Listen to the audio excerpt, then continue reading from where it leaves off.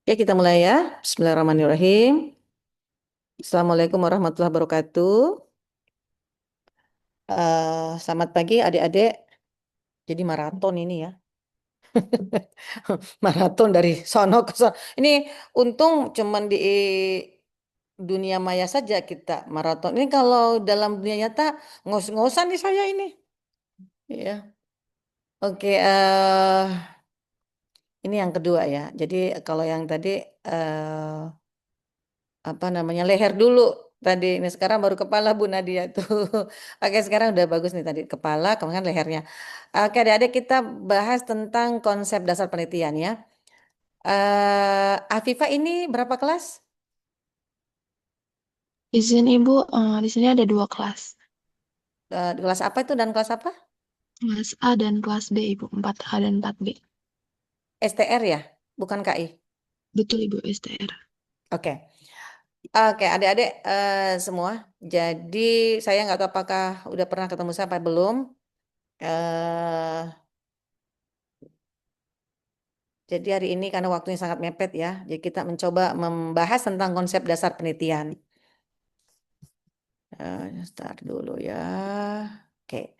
Nah, eh, pertama adalah batasan dan karakteristik penelitian. Nah, ini kan output daripada adik di end of your course, di end of course metodologi penelitian adalah kata Bu Nadia, kalau bisa nanti Anda memiliki mini proposal, gitu ya. Jadi mini proposal. Nah, jadi ketika mata kuliah ini itu Anda sudah harus memikirkan apa nanti yang harus saya angkat di dalam KTI atau skripsi saya. Nah, pertama batasan dan karakteristik penelitian. Penting seorang peneliti itu harus memahami batasan dan karakteristik penelitian. Gitu ya. Kenapa? Coba kita lihat dulu apa sih yang batasan gitu ya. Batasan itu kayak pagar ya, membatasi apa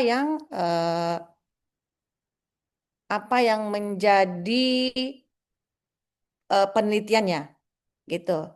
Jadi kita lihat ya, batasan adalah mendefinisikan variabel secara operasional berdasarkan karakteristik yang diamati, memungkinkan peneliti untuk melakukan observasi atau pengukuran secara cermat terhadap suatu objek atau fenomena.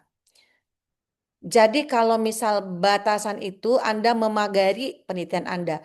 Misal Anda mau meneliti tentang kasus hipertensi, ya. Hipertensi yang ada misal di daerah Cibubur. Jadi sampelnya adalah penderita atau penyandang hipertensi yang sebenarnya sudah diberikan obat tetapi tidak terkontrol tetap tekanan darahnya gitu kan. Nah, batasannya adalah maka yang Anda lakukan jadikan sampel adalah penyandang hipertensi yang diberikan obat gitu kan ya, yang berada di Cibubur dan misal itu batasannya sampelnya adalah penyandang hipertensi atau penderita hipertensi yang secara reguler diberikan obat dari puskesmas atau vaskes lainnya yang berada di Cibubur, gitu kan? Mungkin dibatasi juga dari usianya, usia ini sampai usia ini, gitu. Nah, itu nanti akan juga pada saat setelah Anda itu menjadi keterbatasan atau limitation of the study. Ya, karena misal kalau tidak dibatasi, misal gini, kenapa nggak jadi 100 aja sampelnya, gitu. Nah, itu dia keterbatasannya memang menjadi limitasi of the study-nya nantinya bahwa kami peneliti ini hanya mengambil sampel, misal sampelnya hanya 30 berdasarkan apa? Mungkin due to waktu, kemudian sumber daya dan sebagainya. Nah,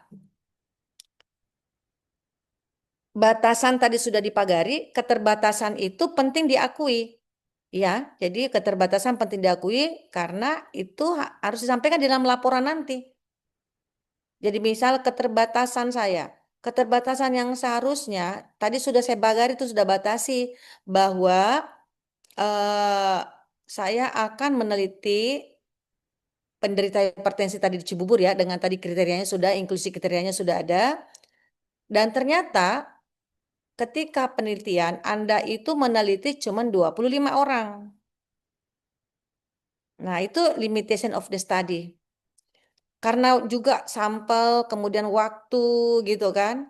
Sehingga membuat studi itu, bukan berarti studi itu nggak bagus ya, tidak. Tapi ada tetap keterbatasannya. Ya. Nah, itu harus disampaikan di laporan nantinya. Gitu. Nah, keterbatasan itu bisa dari segi metodologinya, ya. Misal desain penelitiannya, metode pengumpulan datanya, teknik analisisnya, atau instrumen yang digunakan. Bisa saja setelah penelitian itu baru kita lihat, oh ternyata instrumen yang kamu susun, yang kita susun itu lemah, gitu. Nah, itu tetap disampaikan nanti di limitation of the study-nya, gitu ya. Kemudian bisa keterbatasan sumber daya. Ya, harusnya tadi saya bisa 3 bulan, tapi karena harusnya saya bisa mendapatkan sampel lebih baik lagi, lebih banyak, tapi saya udah nggak mampu, ya. Saya waktu nggak bisa, sudah waktu harus menyelesaikan skripsinya 2 bulan, ini kan nggak bisa mengambil banyak sampel, misal kayak gitu.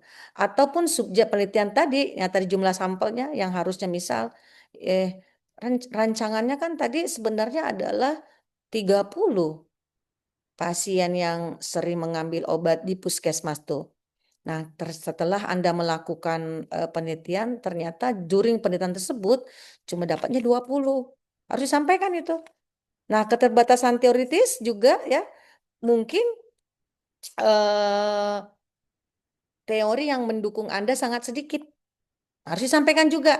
Jangan bilang, aduh saya jelek ya karena sedikit teori. Enggak masalah. Ya.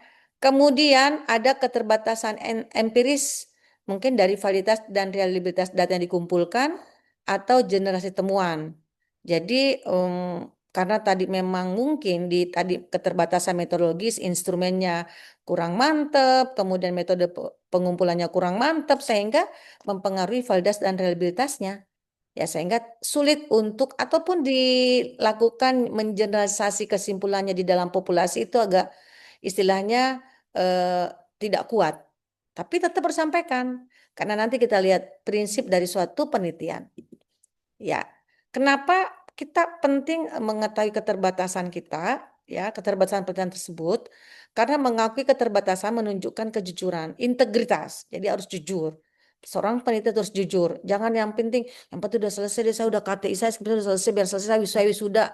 Enggak gitu. Karena nanti apa yang Anda torehkan, jadi skripsi atau KTI Anda itu dibaca adik-adik setelah ini, adik-adik Anda, gitu kan ya.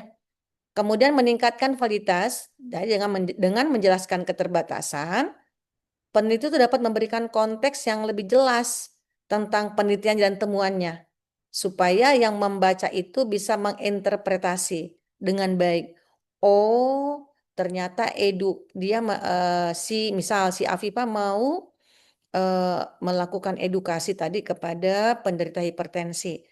Jadi kita bisa menganggap, oh ternyata nggak bermakna. Tapi dengan keterbatas yang kau sampaikan di dalam laporan, oh kan Arya tahu, oh ternyata harusnya tadi 30 sampel, dan dia harusnya datang 1 hari misal 5 wawancara, dia tidak bisa lakukan, karena mungkin pada saat itu COVID, atau pada saat itu sampelnya nggak bisa ditemuin. Jadi orang tidak melihatnya langsung kesimpulannya tidak tidak ada hubungan. Tetapi melihat di keterbatasan itu, ternyata keterbatasan yang tidak bisa dikontrol oleh Afifa. Ya, gitu ya. Oke, lanjut lagi kita. Nah, karakteristik penelitian. Sebuah penelitian itu harus objektif ya. Kemudian sistematis.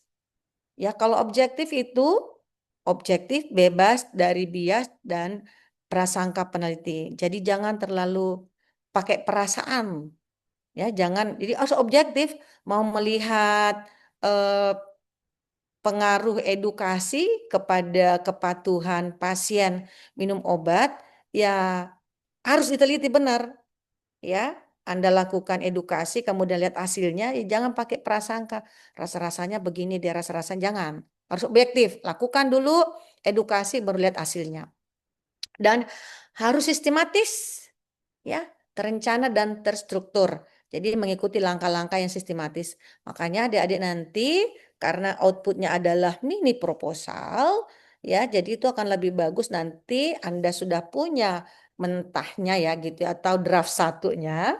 Kemudian ketika nanti mata kuliah berikutnya untuk penyusunan skripsi atau KTI, Anda sudah bisa punya modal gitu. Lah, apakah nantinya itu diubah lagi judulnya atau tetap mini proposal yang saat ini, yang mata kuliah hari ini atau semester ini menjadi mini proposal, bisa saja itu menjadi nanti dilanjutkan menjadi skripsi atau KTI. Ya, kemudian logis, harus masuk akal, ya, empiris berdasarkan data dan fakta yang diperoleh melalui pengamatan dan eksperimen. Jadi katakan yang memang didapatkan, ya, apa yang didapatkan katakan, ya. Kemudian kritis melibatkan analisis dan evaluasi yang mendalam terhadap data dan informasi yang ada. Nah, itu karakteristik suatu penelitian. Kemudian akumulatif, ya, digunakan untuk membangun pengetahuan yang lebih luas. Jadi kita berpikir eh, penelitian Anda itu bisa menjadi kayak entry point untuk penelitian lebih luas. Makanya tadi di kelas sebelah tadi itu ada, Bu, bagaimana apa tadi ya? Itu bagus itu apa sih keterbaruan ya? Keterbaruan apa tadi pertanyaannya itu saya lupa. Novelty, ya, itu kan ke keterbaruan. Nah, keterbaruan ini bisa saja itu muncul dari konsep-konsep nanti yang Diko akan sampaikan. Oh iya ya. Ya, kunci mobil ya. Kasih ya. Tadi disimpan di mana? Oh, ya, kasih. Kemudian reproducible, jadi dirancang sedemikian rupa sehingga dapat diulang oleh peneliti lain dengan hasil yang serupa. Bisa saja hasilnya nggak sama, ya. Jadi kalau saya intinya penelitian itu kemungkinan bisa menjadi pemicu untuk penelitian berikutnya, gitu. Bisa diulang dengan sampel yang lebih besar atau karakteristik yang lebih berbeda, gitu. Nah, kemudian penelitian itu harus bisa digeneralisasi dalam populasi yang besar, gitu. Tetapi intinya kalau nanti validitas internalnya itu bagus atau validitas eksternalnya bagus, itu bisa ditarik eh, bisa disimpulkan dalam populasi yang lebih besar.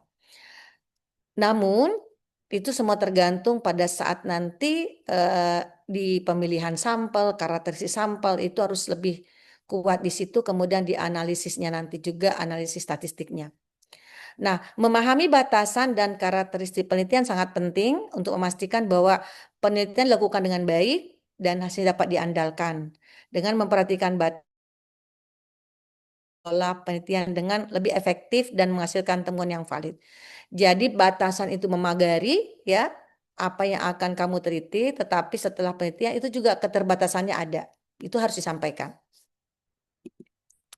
Nah, setelah itu tujuan penelitian. Ya, kita masuk ke tujuan penelitian, ada pernyataan tentang apa yang ingin dicapai. Ya, rumusan masalah penelitian akan menentukan tujuan penelitian. Jadi eh, lebih enaknya kita ke mana ya nanti. Oke. Tujuan penelitian itu menyatakan apa yang akan kamu capai dan tujuan penelitian itu keluar setelah ada rumusan penelitian. Rumusan penelitian ada karena ada masalah, gitu ya.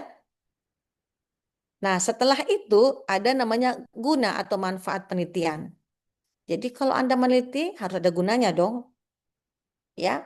Misal, oh ya ini adalah tugas akhir saya itu juga sebagai ini supaya menyelesaikan Anda sebagai sarjana. Penambahannya untuk pihak lain, untuk apa? Bisa menjadi referensi bagi peneliti selanjutnya. Kalau memang berguna itu edukasi maka bisa digunakan oleh puskesmas bahwa edukasi ini bisa bermanfaat ternyata untuk eh, apa kepatuhan penderita hipertensi untuk patuh minum obat. Itu harus disampaikan semua, ya, manfaat-manfaatnya. Bukan hanya kepada Anda, tetapi juga bisa kepada institusi, pendidikan ini atau bisa menjadi kepada praktis di lapangan. Nah, ini yang paling penting. Apa sih Bu hubungannya ya? Ada rumusan masalah, ada tujuan atau ada manfaat dari suatu penelitian. Nah, rumusan masalah itu adalah rumusan yang jelas akan membantu dalam menentukan tujuan penelitian yang spesifik dan terukur. Mudahnya begini, mudahnya begini. Anda mau mengangkat suatu masalah. Let's say kita melihat masalah tentang hipertensi. Hipertensi ini contoh ya. Ternyata dari seluruhnya, ternyata Jakarta Timur itu penderita hipertensinya lebih tinggi dibanding yang lain, misal Jakarta Pusat, Jakarta Utara, Jakarta Barat. Nah itu. Kemudian data menunjukkan bahwa hipertensi di Jakarta Timur itu dalam 5 tahun terakhir meningkat. Ya, saat ini penduduk di Jakarta Timur itu 60% penduduknya hipertensi, misal kita. Kemudian turunkan lagi dari segi umur yang hipertensi apa? Itu sudah ada datanya ya, harus ada datanya. Harus ada persentasenya, pokoknya sudah data, harus ada numerik, harus ada number gitu. Karena itu menjadi masalah. Jadi rumusan masalah muncul dari masalah. Nggak mungkin tidak ada masalah, kemudian tiba-tiba muncul rumusan masalah. Pasti ada masalahnya. Nah, kemudian Anda mengeluarkan rumusan masalah. Masalahnya bahwa misal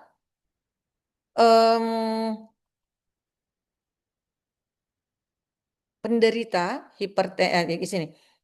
kepatuhan minum obat bagi penderita hipertensi sangat rendah. Jadi tadi kita udah spesifik ke Cibubur, kita spesifik ya Jakarta Timur, kemudian turunkan spesifik ke Cibubur, kemudian muncullah masalahnya bahwa ternyata di sana di Cibubur itu penduduk atau masyarakat yang sebenarnya sudah secara reguler mendapatkan obat hipertensi, namun ternyata tekanan darahnya tetap tinggi, jadi tidak terkontrol. Nah, itu dibuat jadi rumusan masalah, ya.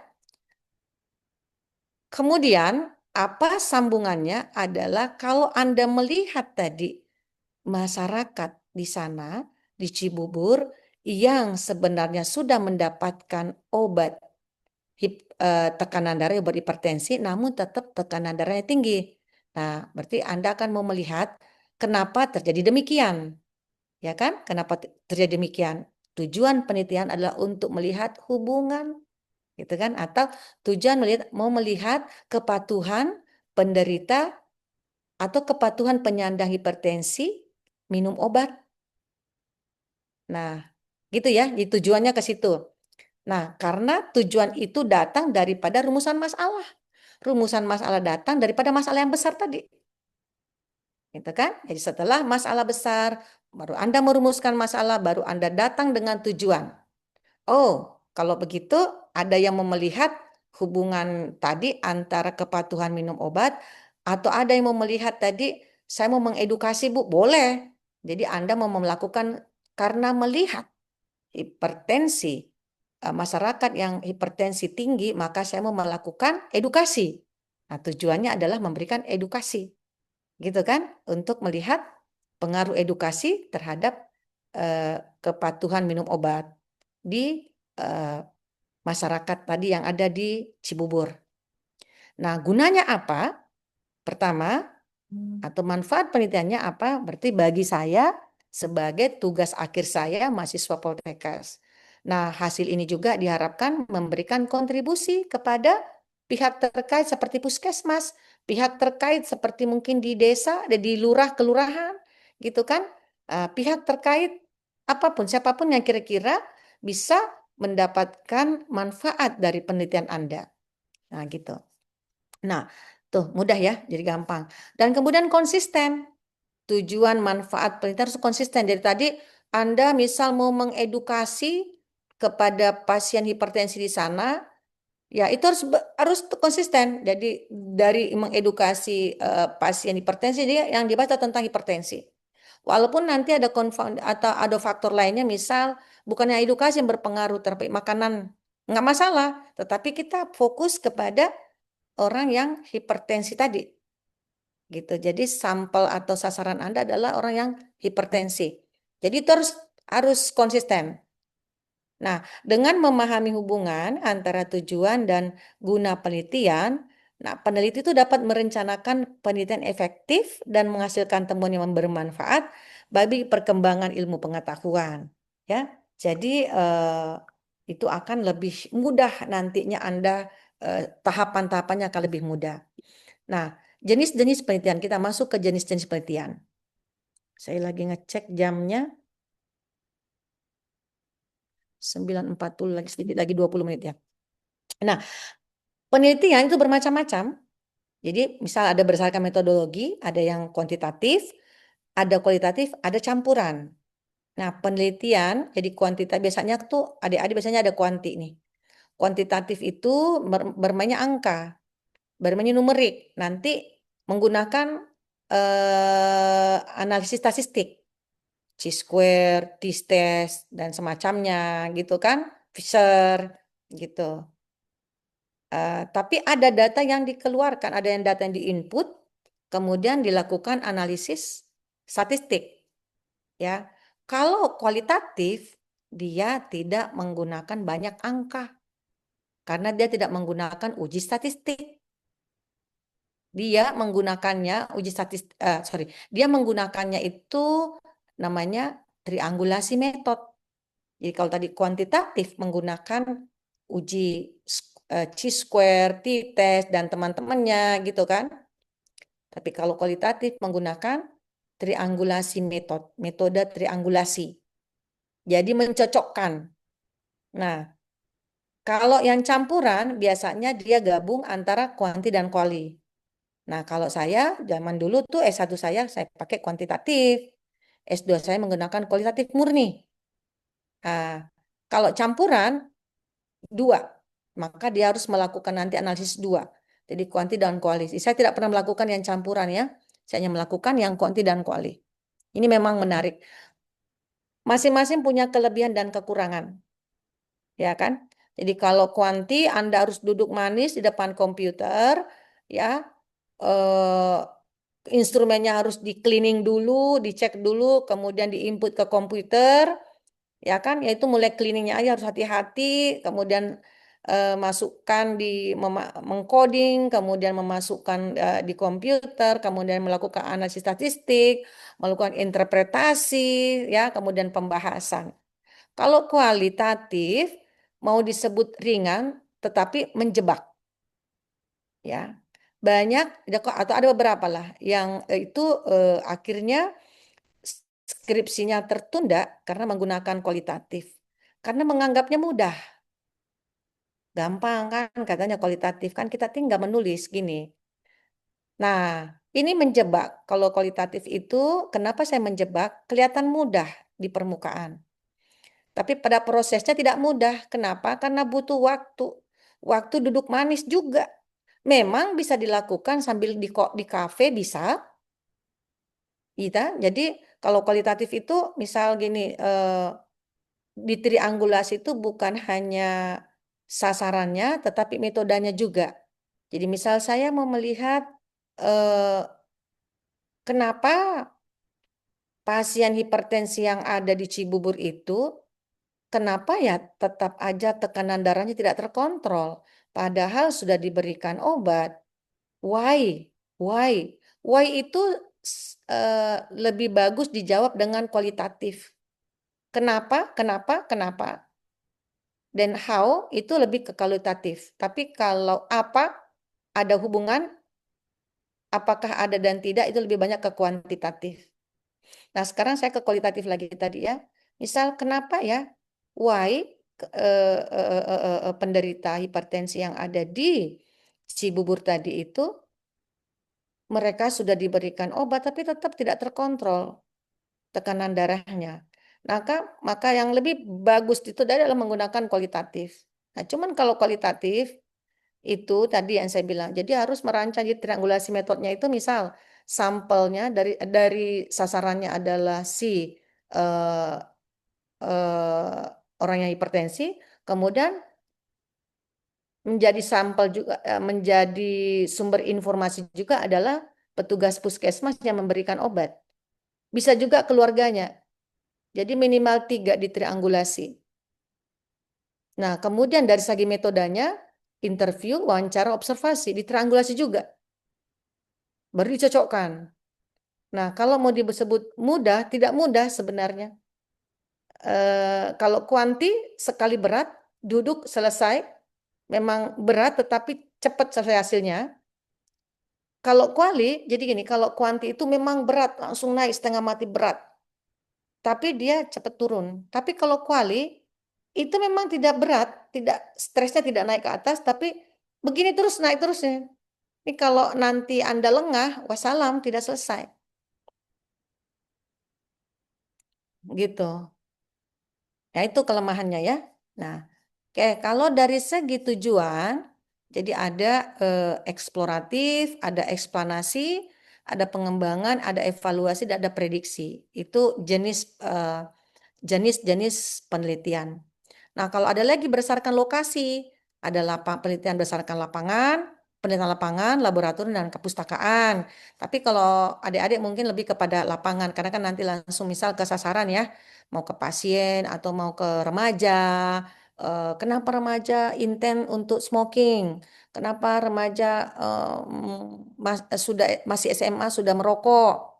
Itu ke lapangan. Kalau laboratorium mungkin kepada mahasiswa-mahasiswa yang ATLM ya, laboratorium. Ada juga studi kepustakaan namanya, gitu kan, dilakukan dengan mengkaji literatur yang ada. Nah, kalau itu juga beratnya karena harus duduk manis mencari literatur.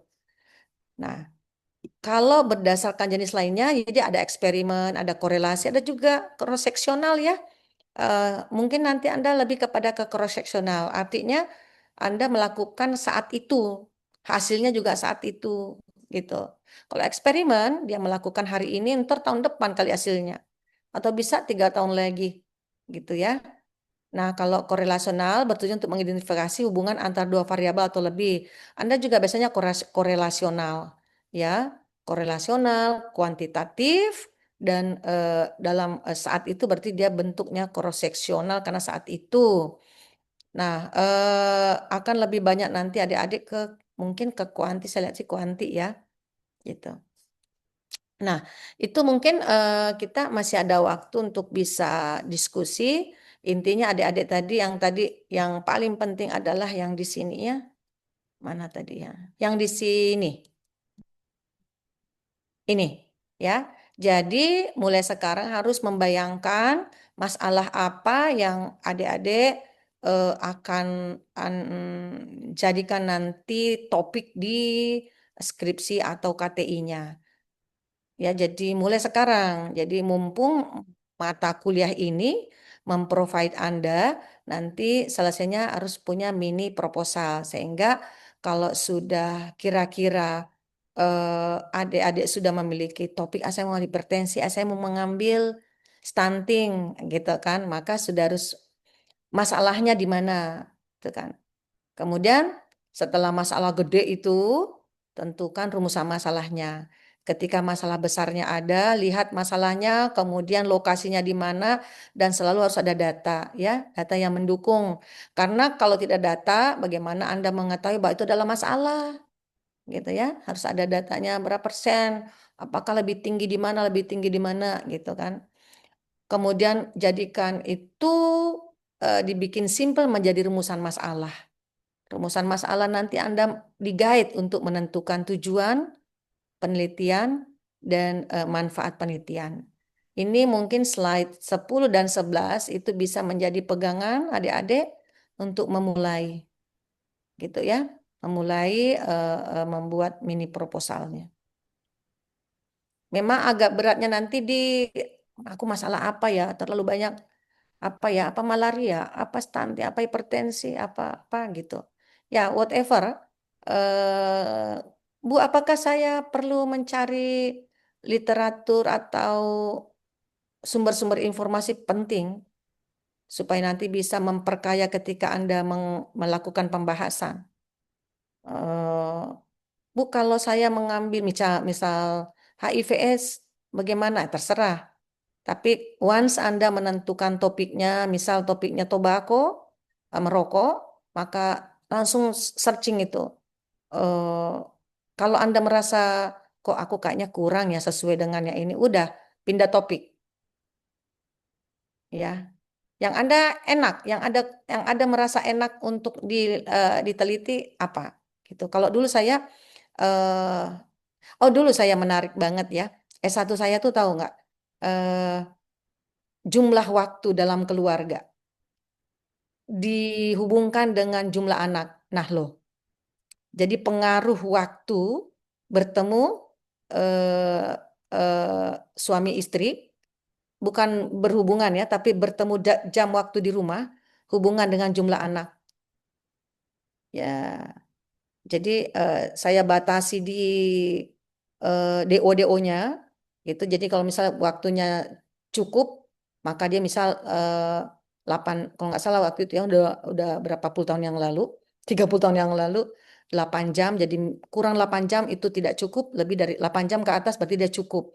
Nah, for those people yang memiliki pertemuan antara ayah dan ibunya di rumah, itu lebih dari 8 jam, apakah punya anak lebih banyak? Tapi itu 30 tahun yang lalu ya. Nah, kemudian ketika di 2001 saya kualitatif. Nah, kualitatif itu adalah apa ya? Aku lupa nih. Tapi lebih kepada compliance. Sebentar saya baca ya. Anu saya. Sk- karena itu 2001, bayangin, udah lama banget ya. Tapi dia kualitatif murni. Saya bacakan, saya punya. Oh, ini dia. Ini sampai masih udah hilang karena 2002. Qualitative study, jadi judulnya Qualitative Study of the Barriers to Measles Immunization Compliance Among Mothers with Children Age 3 years or less in Karangasem District, Bali Province, karena di Australia ya. Kuliahnya jadi gini, studi kualitatif terkait barrier ya, hambatan terhadap kepatuhan imunisasi campak pada ibu dengan anak berumur 3 tahun atau kurang di Karangasem. Jadi kalau mencari why, kenapa-kenapa, mengapa-mengapa, itu memang lebih kepada qualitative study. Jadi saya sudah langsung tuh, karena saya melihat waktu itu campak itu imunisasi, di antara imunisasi imunitas paling paling rendah tuh campak cakupannya di Karangasem. Nah, masalahnya di situ. Jadi saya udah kemudian dari provinsi kemudian ke kabupaten saya ngambil Karangasem.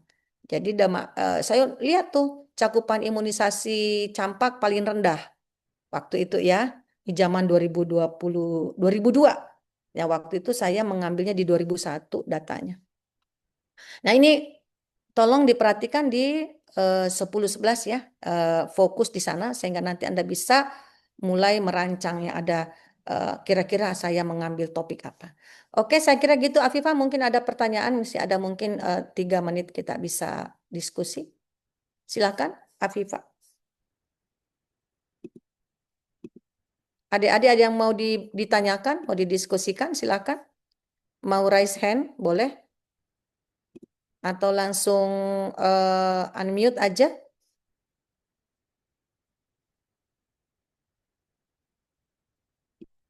Izin masuk, Ibu.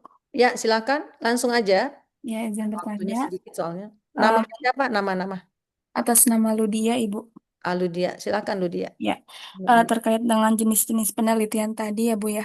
Kan tadi kan ada banyak banget ya, Bu, tentang penelitian dari metodologi, tujuan, lokasi, dan sampai jenis lainnya itu.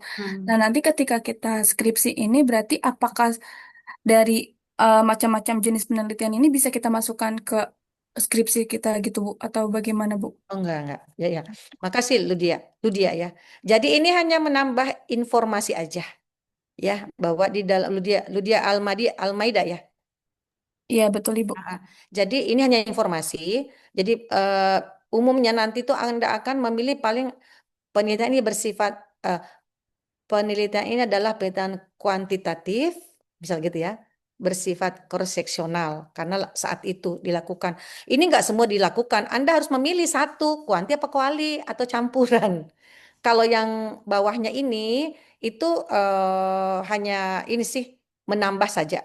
Biasanya bersifat eksploratif, bersifat eksplanasi, harusnya ada bersifat cross-seksional gitu kan, atau dia penelitian penelitian kuantitatif atau dia penelitian kualitatif gitu kan, tapi pada umumnya pasti dia bersifat cross-seksional. Cross-seksional itu adalah Anda lakukan saat itu juga. Jadi nggak menunggu hasilnya tahun depan, bulan depan, enggak.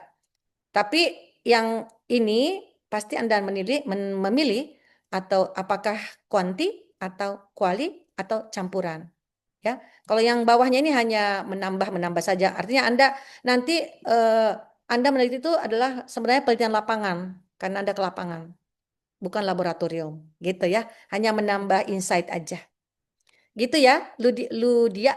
Baik Ibu, terima kasih banyak Ibu. Oke, lanjut. Nanti fokus kepada slide 10-11 aja nanti. Oke, lanjut. Siapa lagi? One more minute ya, 1 minute more ya. Siapa lagi? Tadi di kelas yang satu itu malah banyak bertanya, cuma waktunya nggak ada. Kok kelas ini kenapa? Bingung? Karena ini Izin. penting di sini nih, di sini penting karena ini awalnya, awal membuat skripsi itu di sini. Nanti saya kirim ke siapa Afifa ya, filenya ya. Nanti tolong dipelajari yang paling itu tuh 10-11 itu. Rumusan masalah. Jadi nggak usah terlalu tegang. Aku kuantitatif, apa kualitatif. Aku nanti tuh penelitian lapangan, apa eksplorasi. Enggak, itu dulu rumusan masalah dulu. Ya, masalah dulu. Masalah apa dulu? Topik apa? HIV, hipertensi, diabetes, atau apa? Apa yang kamu mau keluarkan? Apa yang kamu bahas? Itu topik itu dulu. Kemudian cari data-datanya. Itu masalah nggak sih di Indonesia? Masalah nggak sih di Bekasi, Jakarta? Masalah nggak sih di daerah mana gitu kan? Baru kalau sudah memang masalah lihat lagi umurnya mana, yang bermasalah itu di bagian umur mana sih, gitu ya. Nah after that, jadi kalau Anda begitu dan support ide Anda itu dengan referensi, cari referensi yang banyak yang memang menganggap bahwa ini misal kalau rokok kenapa sih remaja masih merokok gitu kan, support apa yang masalah masih masalah, oke, datanya mana, datanya masalah bagaimana, apakah 5% bermasalah, masalah jika memang misal itu memang tinggi, misal negara lain cuman misal Indonesia 20%, kok masalah cuma 20%, ya negara lain cuma 5% gitu ya, gitu ya, jadi bukan berarti 20% itu tuh enggak masalah. Masalah if you compare dengan another country, misal mereka cuma 5%, 1%, kita 20% gitu, begitu ya. Udah, sekali lagi kesempatan, nggak ada yang ingin bertanya. Izin bertanya, Ibu. Ini siapa? Izin Bu, saya Alvina. Alvina, mana nih namanya? Izin Bu, untuk kita menentukan rumusan masalah tadi, kan katanya kita harus tahu ya Bu, data yang jelasnya itu Hmm, seperti apa. ya, Nah, ya. berarti apakah sebelum kita menentukan judul kita, misalkan tadi itu ada batasannya berada di Cibubur. Nah, apakah sebelum kita menentukan judul tersebut, kita harus atau kayak mencoba untuk survei langsung ke sana, atau bisa based on referensi aja ya Bu? Ini siapa tadi namanya yang bertanya ya? Izin Ibu, saya Alvina dari kelas 4B. Di mana ini namanya? Mana orangnya nih? Sebentar Ibu, saya coba resen. Ini Bu. Ah, ini Alvina, 4B. Iya. Ya, itu pertanyaan bagus sekali. Ya, jadi tadi saya bilang cari referensi dulu, cari data. Misal kamu mau mengambil, oh Bu, aku mau mengambil yang merokok pada remaja. Searching dulu dong datanya merokok pada remaja, ya, secara Indonesia, kemudian secara provinsi gitu kan. Kalau ya kan Bu, yang paling tinggi di Medan, masa yang Medan Bu, misal gitu kan. Oke, ambil Jakarta, Jakarta mana yang paling tinggi gitu kan. Tapi Bu, kalau Jakarta Barat kan kejauhan Bu. Saya di Jakarta Timur aja, ambil aja Jakarta Timur. Tapi pilih misal memang daerah yang memang data data itunya lebih tinggi, data rokoknya. Of course, tidak perlu mendatangi ke situ, tetapi ambil yang referensi sekunder yang ada buku-buku di perpustakaan ataupun di internet. But untuk kasus tertentu, misal mungkin untuk yang terkait langsung kepada pasien, tentunya Anda bisa observasi dulu. Setelah data sekunder punya, bisa observasi ke lapangan. Ya, it depends on the topic that you pick. Ya, makasih Alvina. Saya kira Alvina sudah bisa tuh masuk, udah berpikir untuk merancang skripsinya. Oke, saya kira cukup demikian adik-adik. Kalau mungkin ada yang ingin ditanyakan, mungkin ke si pennya aja. Nanti pertanyaan-pertanyaan adik-adik nanti bisa Afifah Pas atau yang lain, si pen yang satu bisa menyampaikan kepada saya. Soalnya kalau semuanya WA saya banyak, mohon maaf nanti aku nggak bisa menjawab one by one gitu. Aku bisa miss your message. Terima kasih ya. Kalau ada keliru ya, namanya ini kita sama-sama adik-adik, saya sharing apa yang saya paham gitu kan. Ya kalau ada yang kurang-kurang nanti kita bisa perbaiki ke depannya. Ya saya kira begitu. Terima kasih. Assalamualaikum warahmatullahi wabarakatuh. Apa mau di screenshot Afifah? Iya Ibu, izin di screenshot Oh terlebih dahulu. stop share ya. Iya. Ini. Baik, untuk kelas 4A bisa raise hand dan on cam. Oh begitu ya benar. 4A raise hand jadi kelihatan ntar. Nanti Iya.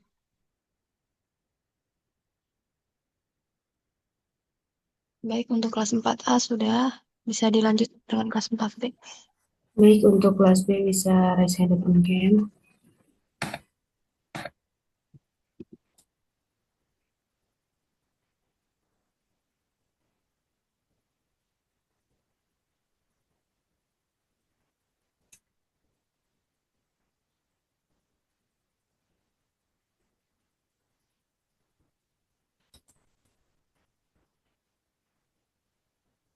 Baik, sudah. oke, sudah. Terima kasih banyak. Sekarang Anda kembali dan Anda berpikir apa yang akan dipilih untuk skripsinya. Terima kasih banyak. Wassalamualaikum warahmatullahi wabarakatuh.